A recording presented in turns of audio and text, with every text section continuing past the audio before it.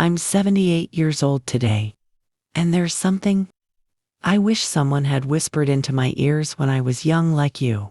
For most of my life, I truly believed that being a good woman meant sacrificing myself for everyone else.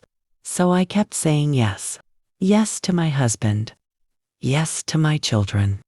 Yes to my parents, friends, family, and even my boss. I thought that was love. I thought that was strength. I thought that was what made a woman valuable.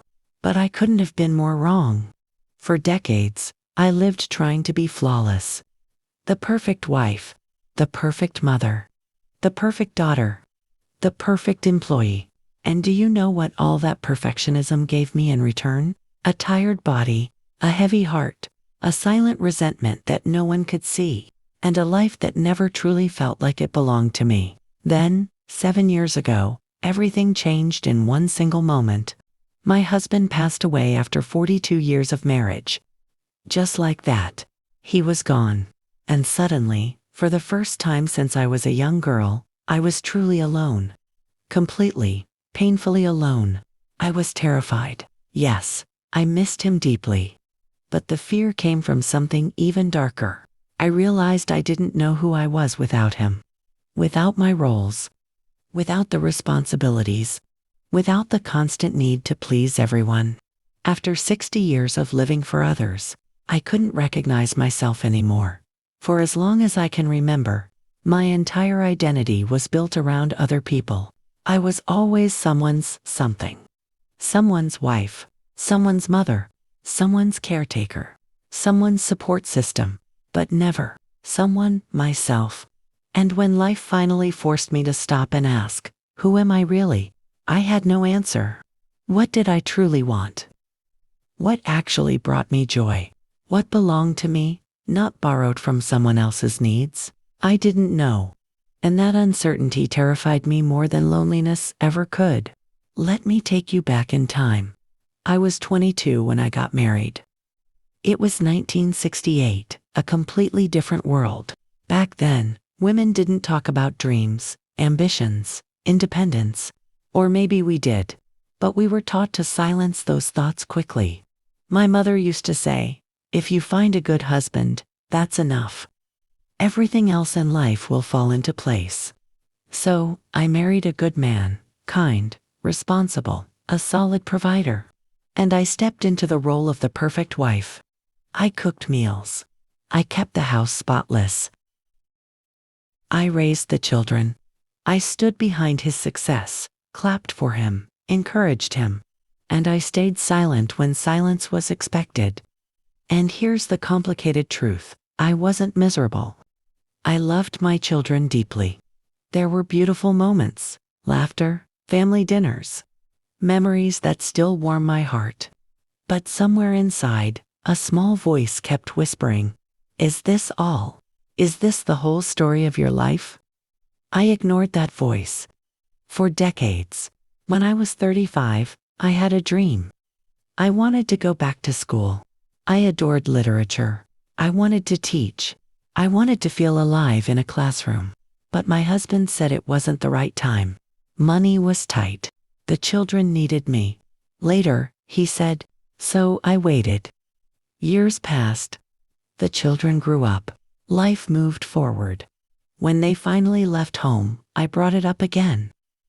But now he was nearing retirement. His parents needed help. Maybe in a few years, he said. So I waited again. Then I turned 55. His parents had passed. For the first time, I thought, now. Finally, my turn has come. But life had another plan. Our daughter went through a painful divorce. She needed help. The grandchildren needed care. And how could I think about myself when my family was struggling? So, once again, I put my dreams back on the shelf. And I waited. And waited. And waited. And then, when I was 71, he died. Just like that, the man I had spent my entire life caring for was gone. And suddenly, there was no one left to wait for. No one left to serve. No one left to revolve my life around. There's something people rarely talk about, especially for women of my generation. We were raised to believe that sacrifice was a virtue, that the more we gave up, the better we were, that a good woman puts herself last and calls it love. We were told our value came not from who we were, but from how much of ourselves we could give away. And now that I've lived this long, let me tell you honestly, that belief is a lie. A gentle, beautifully decorated, socially approved lie. But a lie nonetheless. Because here's the truth, I learned painfully late in life. You cannot pour from an empty cup. You cannot love anyone deeply if you've never learned to love yourself. You cannot empty your heart, your energy, your entire existence into others, and expect to still recognize yourself in the end. I gave and gave until there was nothing left of me. And when my husband died, I stood in front of the mirror. And I didn't know the woman staring back. She looked tired. She looked worn and fragile. She looked sad. And worst of all, she felt like a complete stranger. That first year after he passed, I was utterly lost. I woke up to silence. No responsibilities. No meals to prepare. No one to care for. For over 60 years, my life had been defined by everyone else's needs, and now that they were gone, I didn't know what to do with myself. Then something unexpected happened. About a year and a half later, I found a letter he had written to me before we got married. In that letter, he talked about how brilliant he thought I was, how curious, how full of life, passion, and potential. He wrote about all the incredible things he believed I was destined to do. I sat on the floor with that letter trembling in my hands, and I cried the deepest cry of my life. Because I realized something heartbreaking. That young woman he fell in love with, I had buried her. Not in a single moment, but slowly, gently, year after year. Every time I said, maybe later. Every time I told myself, my dreams can wait. Every time I chose everyone else over myself. I faded a little more. I told myself it was selflessness, but in truth, I was erasing myself. And that day, sitting on the floor with tears on my cheeks and that letter pressed to my heart, I made a decision. I was 72 years old, and I decided that it was not too late to come back to myself. So, I did something no one expected a 72-year-old woman to do. I enrolled in community college, literature, art history, philosophy, all the things I had secretly loved my entire life but never allowed myself to explore. I was always the oldest person in every classroom, sometimes older than the professors. But do you know what? It didn't matter. For the first time in decades, I felt awake, alive, curious, human again. Then I started traveling. Not grand luxury vacations. Just small trips at first, little places I'd always dreamed of visiting but never had time for. And every journey felt like I was reclaiming a lost piece of myself. And then came the hardest lesson of all. I started saying no. My children would call, "Mom, can you?" "I'm sorry," I'd say gently. "I already have plans." Friends would invite me to things I didn't want to do. "No, thank you," I'd answer without guilt. And guess what? The sky didn't fall. The world didn't collapse. People adjusted. And with every no, my soul felt a little lighter. Now I'm 78. And for the first time in my life, I know who I am. Not someone's wife. Not someone's mother. Not someone's caretaker. Just me. A woman who loves books and art. Who enjoys her own company. Who travels when her heart wants to wander. Who says no when she means no. And yes, when she truly means yes. But here's the part that breaks my heart to admit. I lost so much time. 60 years of living for everyone else. 60 years of placing myself at the bottom of every list. 60 years of shrinking, softening, silencing myself so others could shine. And no matter how strong I am now, I can never get those years back. So let me tell you what I wish someone, anyone, had told me when I was 20. When I was 30. When I was 40. You are not selfish for having dreams. You are not selfish for wanting something just for you. You are not selfish for saying no. And you are absolutely not selfish for choosing yourself. We fool ourselves into thinking we have endless time. We keep saying, I'll do it later. After the kids grow up. After work settles down. After things calm. But here's the truth. Life never truly calms down. There is always another responsibility, another crisis, another person who needs you. And if you're not careful, one day you'll wake up in your 70s and realize you spent your entire life living for everyone but yourself, and you never truly lived. Not even once. Don't repeat my mistake. Don't sit around waiting for someone to tap you on the shoulder and tell you, now you're allowed to live. Because that moment never comes. No one will hand you permission to be yourself. No one will declare, now it's your turn. You have to take that permission. You have to claim your life with your own hands. If your heart longs to go back to school, go. Not one day. Not when things settle down. Not when the kids are older. Go now. If your soul is begging for a different career, change direction. Don't wait for the perfect timing, the perfect bank account, or universal approval. Perfection never arrives. Do it now.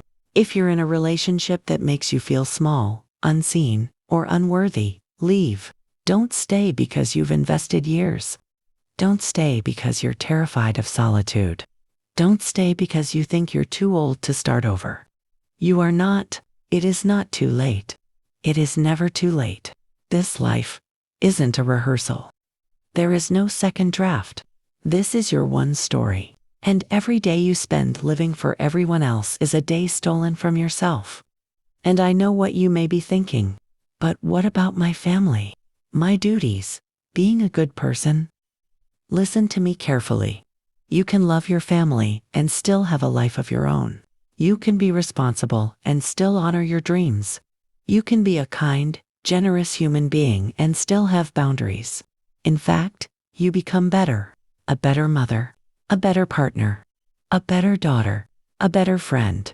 When you live honestly and authentically, because you cannot love sincerely when your heart is filled with silent resentment.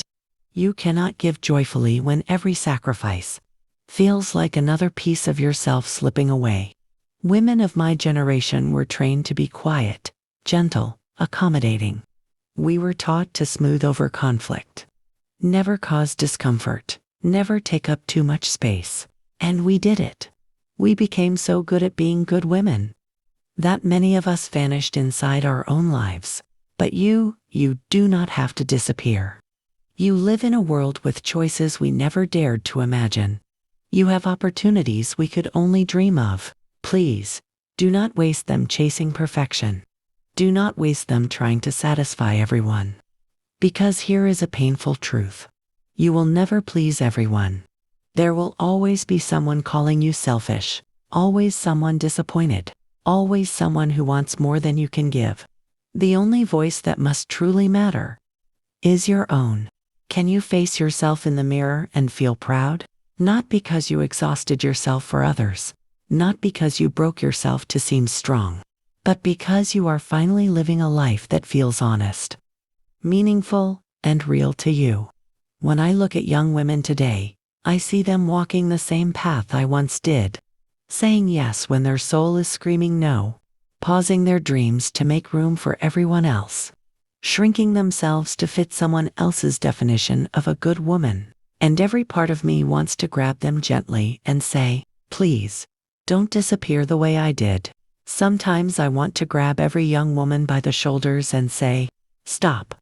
Stop right here. Your dreams matter. Your voice matters. You matter. Not because of how much you do for others. Not because of how much you sacrifice. But simply because you exist. It took me 72 long years to understand that I was allowed to take up space.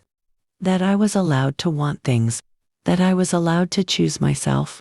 Don't let it take you that long. Learn it now. Today. In this very moment. Your younger self is begging you to believe it. And your older self will one day thank you. I'm 78 now. And I've only been truly living for myself for 6 years. 6 years out of 7. And let me tell you something. These 6 years have been the best of my entire life. I am happier now than I ever was at 30. I am more myself than I have ever been. For the first time, I am free. But if I'm honest, I would give anything to have those lost years back. To have started choosing myself at 35 instead of 72. To have said no when my heart wanted to. To have followed my dreams the moment they were born, instead of burying them beneath responsibility and guilt. You still have time. So much time. But only if you start now.